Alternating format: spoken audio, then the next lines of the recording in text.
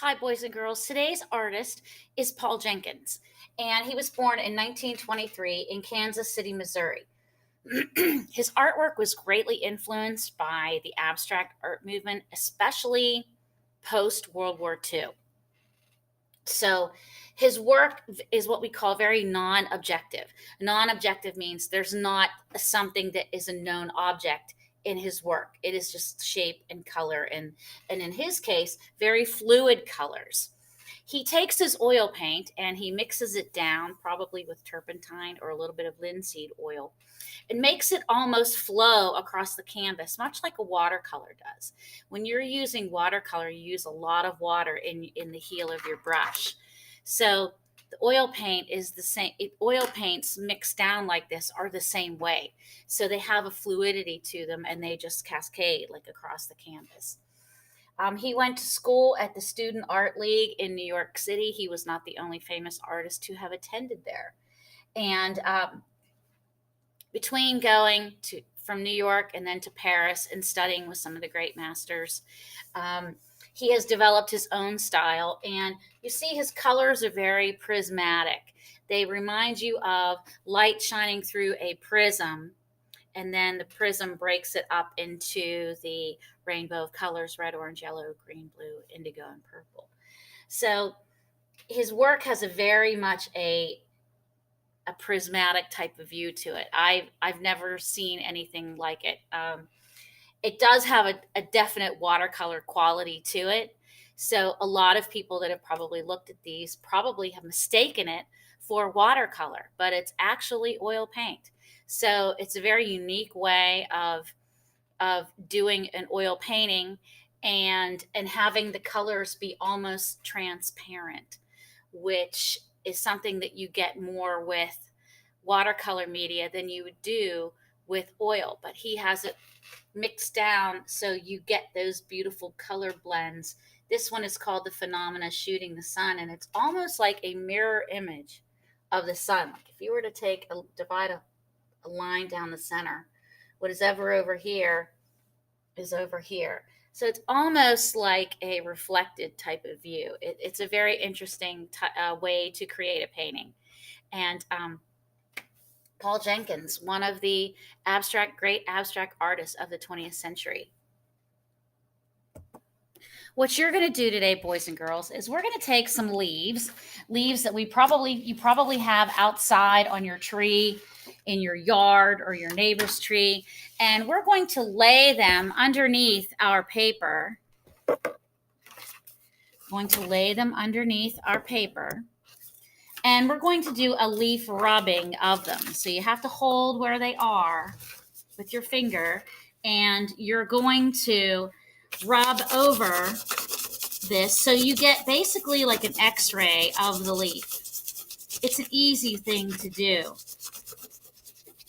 And you can put the leaves in different positions and use different colors, because different colors are going to give you a very different effect.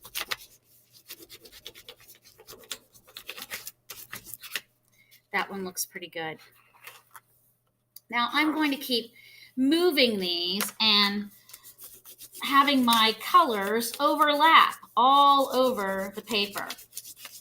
So the more colors I have, the more interesting it's going to look. And then if we decide, if you're doing this at home and you want to add paint to it, you're totally able to add paint to it also. So the colors overlap, and it gives it like that oil paint quality, much like Paul Jenkins' work. It just gives it such a unique, transparent kind of feeling when you are doing this.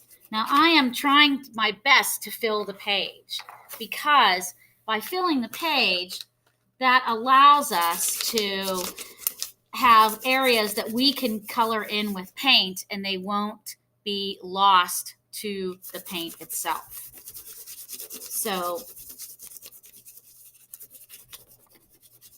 this ends up being a great lesson in watercolor, as well as crayon rubbing and getting a nice texture project. So I'm going to show you how you use watercolors. Now, a lot of people think they know how to use watercolors, but actually they probably do not. You do not, especially kids, you do not dig your brush with watercolors. You more or less you swish it. You dip your brush in the water, and you have a lot of water in the heel of the brush. Okay?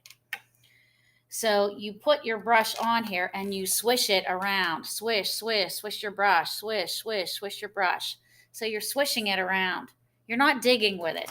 You're not digging with it. It is not a shovel that you are digging with. So all you do is just lightly go over the crayon with the watercolor. Swish, swish, swish your brush. Swish, swish, swish your brush. If you were in my class, we would be saying that little tune together. So you can see how it's starting to look. And it's actually looking great, because this is what we could call a watercolor resist. Where the crayon is, it is not going to, the paint will not stick to it. So it's going to be, it will resist the surface of the paint. So the crayon creates that waxy surface which resists. So that means no amount of paint is going to go through that waxy surface. And you swish your brush. Swish, swish, swish your brush. Swish, swish, swish your brush. In fact, I'll do it right here. Swish, swish, swish. Swish it back and forth like that. You don't dig with it. It's not a shovel. And then you can start painting this and spreading this out. And the watercolor will flow. See, it will drip. But that's what's kind of neat about it. You get some great effects by having that paint drip and flow. There is something to be said for having those little accidental things happen with watercolor, little drips that actually look great that you wouldn't have planned, but wow, once they happen, they look amazing. So I'm just swishing my brush here, and I'm putting in some green. So you can see where I have a good amount of crayon, the paint is not sticking to. And that's what you want to have. You want to have that paint not stick to that crayon. It's almost like it runs away from it. That's why it's called a resist. You can really see it on this yellow here. As I put the paint on, you can really see that it starts to run away from it starts to pull back from the actual surface of the crayon.